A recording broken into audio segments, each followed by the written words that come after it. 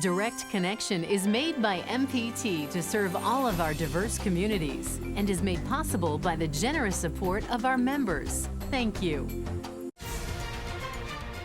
Live from Maryland Public Television, this is Direct Connection with Jeff Salkin. Hi, everybody, and thanks for tuning in for Direct Connection. 4 days into the new Trump administration, the future of health insurance and health care remains a medical mystery.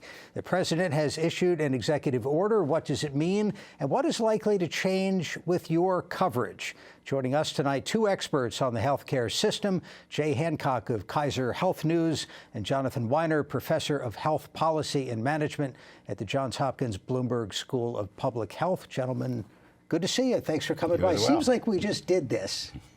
Different era, but times have changed similar a little story, bit. yeah. Okay, so President Trump has issued an executive order.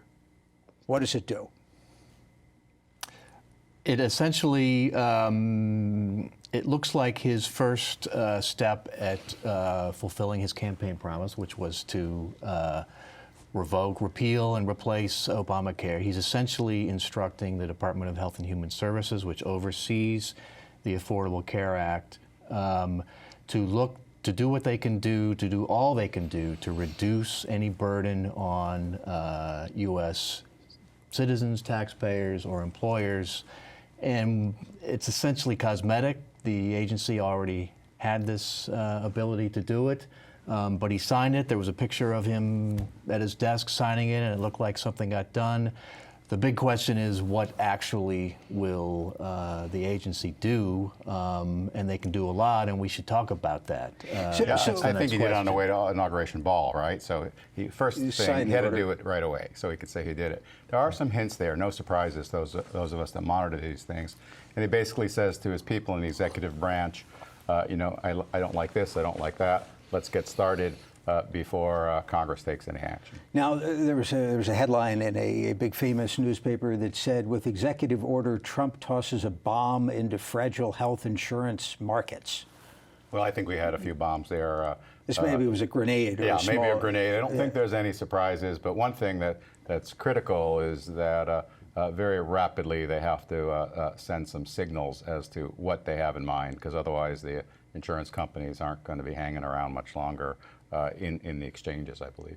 Yeah, don't forget these insurance companies. A big part of Obamacare was these plans sold through the exchanges, and it depends on insurance companies being there voluntarily. They don't have to be there, and if they think the market's going to start to become unstable, they already had concerns about signing up for this year. A lot of them decided not to participate. But before we get into it, I think it's really important that your viewers understand that most individuals, 90%, everything's going to stay the same, 95%. Those that are recent Medicaid expansion, through healthcare.gov or through the Maryland Exchange, or those in the marketplace or the Maryland Exchange getting a subsidy, things might change. Things might change, or they might not.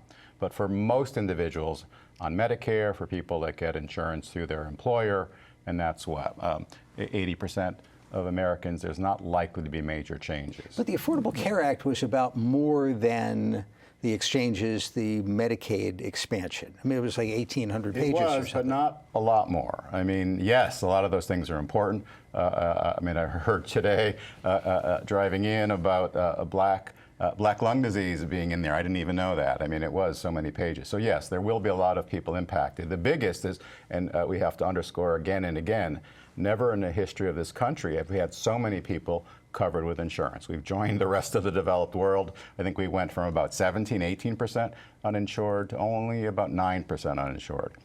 And for that gap, for those individuals that have gained insurance, that's where we should have the greatest concern. And we don't historically roll back new entitlements. When there's the expansion of Medicaid, it would be unusual to roll it back. Not saying it couldn't happen. No, it's very difficult.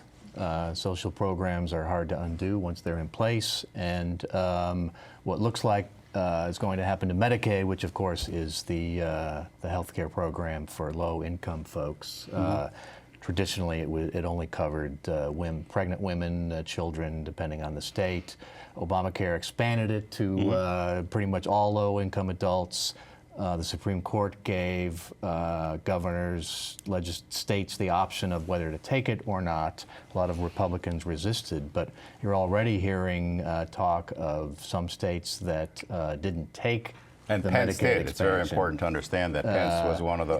And Maryland did. Maryland did for sure. Maryland did for sure, but you're viewers, hearing other Republicans saying now, yes, we could take it. So you could actually see, you could conceivably see a state like Texas that resisted Obamacare fiercely for years actually take some kind of Medicaid expansion, but it's not going to be the Obamacare Medicaid expansion. There's differences. It'll have fewer resources, and we can talk about that if you want to. But this is what Republicans are discovering. Your larger point is these programs are in place, people are covered, and to completely undo it now would cause people to lose coverage, turmoil in industry, make a lot of people unhappy, wouldn't be good politically for them. And so they're having to tread very lightly to see how can we keep our promise to get rid of Obamacare and yet not cause all this damage. Let me remind our viewers, if you have a question or perhaps you have the suggestion for how to improve the Affordable Care Act, give us a call. We have two experts here for the next 20 minutes or so. We'll have the number on the screen. You can also tweet your questions. The Twitter address is @MPT News. You talk about the politics of this and treading carefully. There's what everybody refers to as the Pottery Barn rule, where you break it, you bought it. I mean, as soon as the idea that Obamacare was a big win for Democrats, for progressives, but ultimately was a political negative in some cases and was used successfully against them. The Republicans, you would think, would look at that and not want it to become Trump care, which would mean maybe tinkering with the edges. The majority of Americans, not by much, approve it, and for sure the people that benefited from it approve it. Yeah, I mean, people don't like the mandate or the penalties if you don't get health insurance, and people aren't always so happy with the costs on the exchange. But that really, and yes, those are the negatives, but when you look at the big picture, like I indicated before, it is the best program in terms of impacting people's lives. One could discuss the cost benefit. Are there more efficient ways of doing it? Perhaps. Are there parts that need to be improved? That might be one of the silver lining. That if there's a thoughtful debate, I don't know, we haven't had that in a while in Washington. Well, we have another 20 minutes. But I don't mean tonight, a thoughtful debate, but in Washington. So I think we can't lose sight of that, and I don't think some of the Republicans won't lose sight of that either, I hope. Let's grab a phone call. Anne Arundel County, this is David. David, thank you for the call. Go ahead. Jeff, wonderful always to talk to you, sir. Thank you. And the group tonight, and I'd like to comment on the Affordable Health Care Act. I think President Obama did a very good job in his 8 years, but I think the worst act that he ever placed upon the American people overall was the Affordable Health Care Act. Why do you say that? Well, because I say that because working people actually saw the costs, I'll tell you two reasons, go up.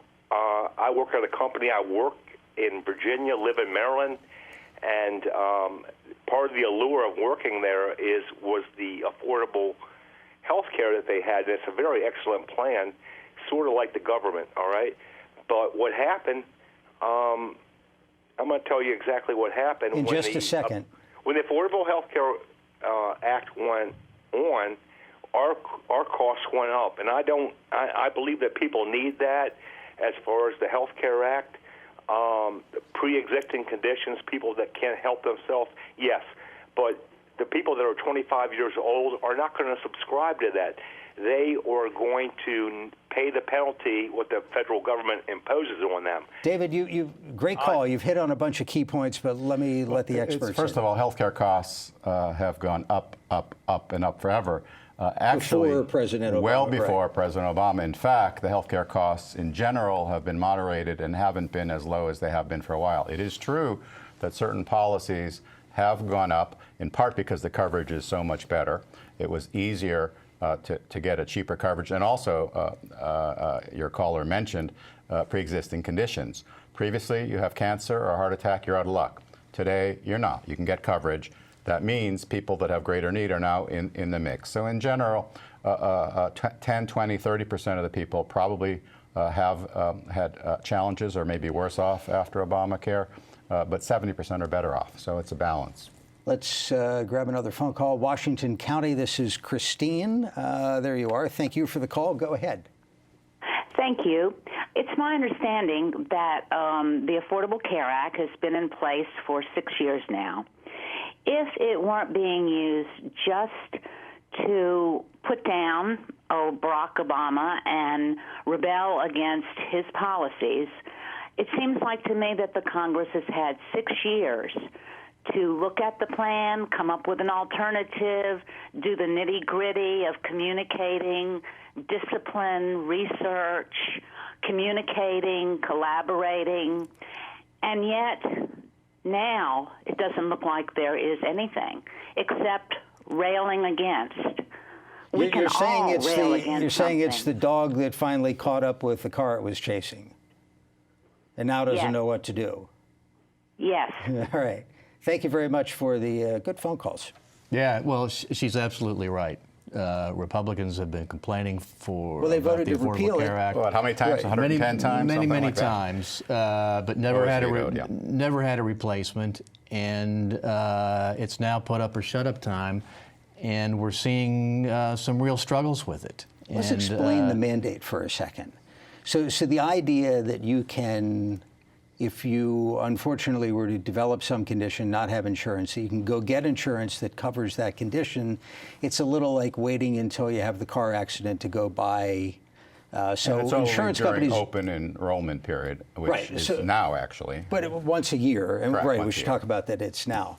But the reason that would work was the mandate.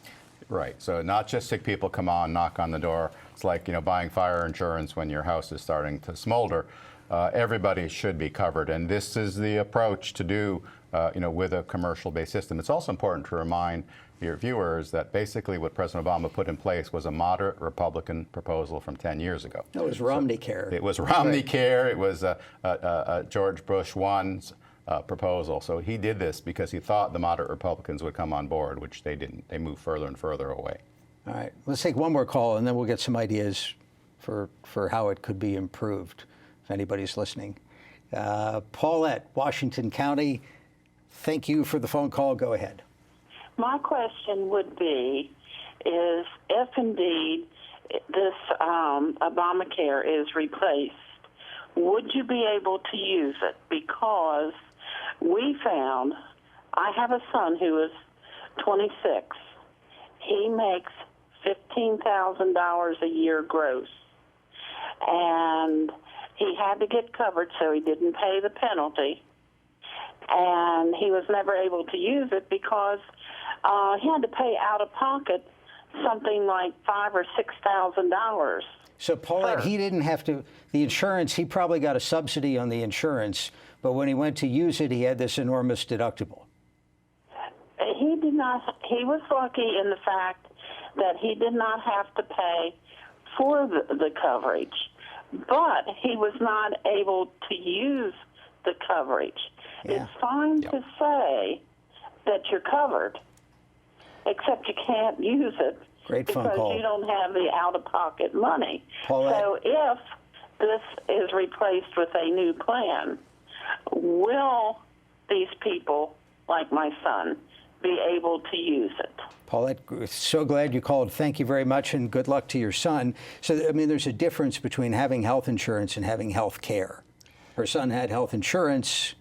There is, and this is, in her son's case, if his income really was $15,000, there would have been additional cost-sharing subsidies. He should have been on Medicaid, to help him. Probably. Well, he was probably right on the bubble. Okay. But he probably got very generous subsidies to pay the premiums, and if he had to go to the hospital, he would have found that there would have been cost sharing on top of that to help with the copays and the deductibles. But the larger point is a terrific one, which is that the Obamacare plans sold through MarylandHealthConnection.gov or healthcare.gov and these other exchanges have become basically what used to be called catastrophic plans, which is they don't pay for very much of your health care until you hit a very high deductible. It might be $3,000 or $5,000, and the networks of providers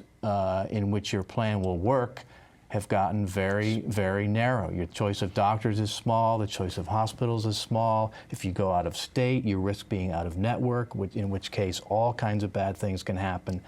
And so the exchange plans were very, very imperfect. Republicans were able to use this to help foment opposition against this, and now it's on the Republicans to do something about it. However, what Jay's describing, although accurate, is also happening in the rest of our healthcare system and is likely to happen in any Republican replacement proposal. Absolutely. Because otherwise it's just as unaffordable. But her son, although unfortunately couldn't get all the preventive care, although there is certain preventive and primary care coverage. You get a few doctor's visits for $50 each or something. But if there was a major condition or ended up in a hospital, it would all be covered. Okay, well, you guys are the experts. I don't know anybody who's spent more time thinking about this. What should they do? You probably like single payer, but within the realm of political possibility at the moment, what should they do? Well, they should, first of all, most of it is not broken. Some of it is. And they should be smart enough to leave the parts that are working. I think there are certain things realistically that they're not going to do because it's not something that Republicans do. For example, the penalties. So let's make it incentives instead of penalties. But saying all to all the healthy people. Does it have to go back to the Supreme Court then? That's a good question. I'm sorry I interrupted. Yeah, I think that there is no way, though, that you can only have sick people knocking on the door and say, "Give me insurance," but if you're healthy, you don't have to get it, and that's tough. And I think the Obama administration did about the right balance, but it needs to be tweaked. The Republican plan that was put on the table today, legislation was just made public today, had an interesting wrinkle that I hadn't heard of, which is it would basically take the Obamacare money that states are getting now, give it to the states for both Medicaid and for the exchanges, and instead of a mandate, they would automatically enroll you in some kind of plan. You would still have the option to stay out, but they could say it was something different from the individual mandate. But it gets at this free rider problem. It was a thoughtful plan. That Jonathan's Cassidy talking Collins, about. you're referring to? And Cassidy is a doctor, right? And Collins is a moderate Republican. It was a thoughtful plan, and one thing's for sure, though, you can't be throwing grenades into the repeal part without some thoughtful replacements, and it has to be done at the same time. Let's grab another call. Washington, D.C. This is Bob. Bob, thanks for calling. Go ahead. Well, that button's not working. And, yeah, there you go. Hello? Yes, sir, you're on. Hi. Yeah, I'm just visiting Washington. I actually live in Jefferson County, Colorado. The question I have is, how was it arrived, how was the amount that the insurance companies were allowed to keep? I think it was 20%, and then they had to spend at least 80% on health care, if that's correct. How was that amount determined, and if it was if it was determined that executives could still make multi-million-dollar salaries as a result of that, isn't that a form of socialism, and couldn't that be cycled back a little bit? Bob, thank you for tuning in, and thanks for the phone call. Thoughts? Well, what he's referring to is, it is true that insurance companies are only allowed a certain amount of profit. It's not, is it 80% or 85%? It depends on the plan, but either 80 or 85. Right. And but they don't tell the insurance companies what they do or don't do with their profit. And most of the profits are actually Wall Street value, not actual salaries. So one could discuss the role of for-profit or not-for-profit as single payer was what many of the left wanted to do. That didn't happen, but we did have something called co-ops, cooperatives. Maryland had a very effective one, but unfortunately out of the 26, I think there 5 left, and Maryland's recently converted to for-profit from not-for-profit. So, is there any low-hanging fruit? Is there any waste that wasn't attacked last time? Trump has maybe it was some tweets attacking the pharmaceutical industry for raising prices of things that they've been producing for long periods of time, charging more here for something than they charge overseas. Is there still a ban on re-importing? There is, and there was a bill on the Hill about that just a few days ago. Oh, that's right, and the government's prohibited from negotiating. And that's the other thing, is the government's prohibited from negotiating, and that is low-hanging fruit. And candidate Trump actually supported some of that stuff, but now President Trump isn't exactly. You know, it is the negotiation. I mean, the insurance companies and American patients in general pay more than any place else in the world. Now, there's some good reasons for that, but there are also some bad reasons for that, too. Let's look at a tweet. Question is, what percentage of Medicaid recipients are old folks in nursing homes versus single mothers? Maybe a second to explain Medicare, Medicaid. Medicare is older folks. Medicaid is But poor. a lot of Medicaid is nursing homes, and I don't know the proportion of the budget. The proportion of the budget, it's like 15, 20% of the people, but 60, 70% of the money. It is true we do not have a nursing home insurance program in this country. They actually tried to put that as part of the ACA, but they cut that back, President Obama. So the majority by far are, as he said, it used to be moms and kids, but now the expansion under Medicaid, and Maryland has a very successful expansion, brings everybody on board below 135% of the so-called federal poverty level, which is what, 16,000, 17,000 for an individual. And so they all, so the types of people on Medicaid have changed, but we'll see what happens after repeal and replace. Let's get a call from Howard County. This is Harry. Harry, thank you for the call. Go ahead. Harry, are you there? Waiting for the delay. Harry, you're on. Last call for Harry. One thing I wanted to make sure we got to was the deadline for open enrollment for 2017 for the Maryland Health Connection, the individual plans under the Affordable Care Act. You can still get coverage for 2017. And with everything in flux, if somebody was on the fence about whether they need coverage, would it make sense to take a close look at it? Absolutely. I believe it's the end of this month and it kicks in March 1st. March 1st. And the subsidies, again, anybody who's a single person under 35, 40,000 will get a subsidy. Beyond that, it goes away. But I believe everything will be fairly stable this year. I think that there will be some retrenchment in 2018. I hope, and I don't expect it'll be completely shut down, but you better get in while you can. Yeah, I think that's good advice. One thing that Republicans are talking about to get at, again, the free rider problem of signing up for insurance when your house is on fire is requiring people to maintain continuous coverage so that you can't quit and then get back into the system. And so if things are in flux, one way to maintain continuous coverage and to prove that you have coverage when things are changing is to sign up and get it now if you don't have it. And you could even get the cheap plan, I suppose, if there's a situation in the future where you need to be able to prove that you had insurance. If you had coverage, you could get the cheapest plan there is. I think it's about $300, $200 a month if you don't get a subsidy. By the way, 75% of all the people that sign up on the Maryland Exchange, I checked the statistic, get a subsidy. Right. And and many get a complete subsidy. So people right, should and the check people into who it. don't were the ones who were upset when it went up by 25% Yes. or something. That's only 25%. It's still a pretty good deal for the coverage you get. Unfortunately, you're lucky if you don't need the coverage because that means you've been hospitalized. Let's go to Prince George's County. This is Nancy. Nancy, thank you for calling. Go ahead. Yes, I'm a college graduate, not recent, but I have been on Medicaid for quite some time now, and thank God for it, I'll tell you. I'm just so appreciative. I'm unmarried. I'm a single head of household. I've been out of work for 4 months. And prior to that, I was out of work for almost a year because I had kidney stones, and I was scared to death. So I had to go through 2 years worth of operations, and they still have not been able to get them all out of me.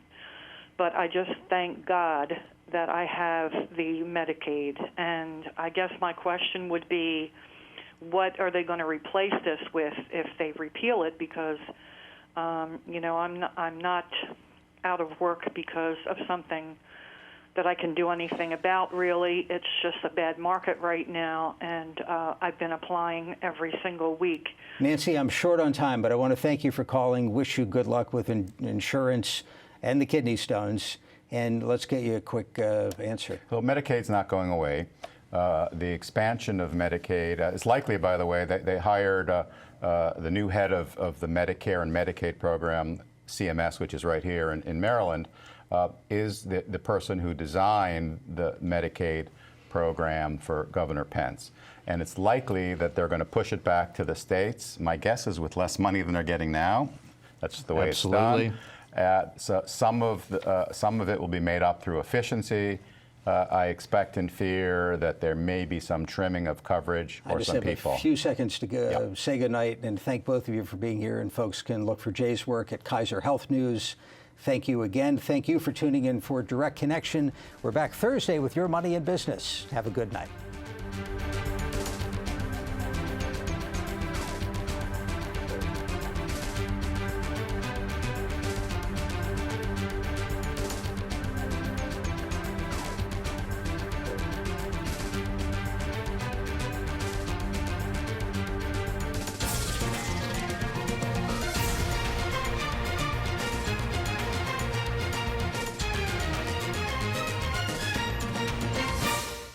This program was made by MPT to serve all of our diverse communities.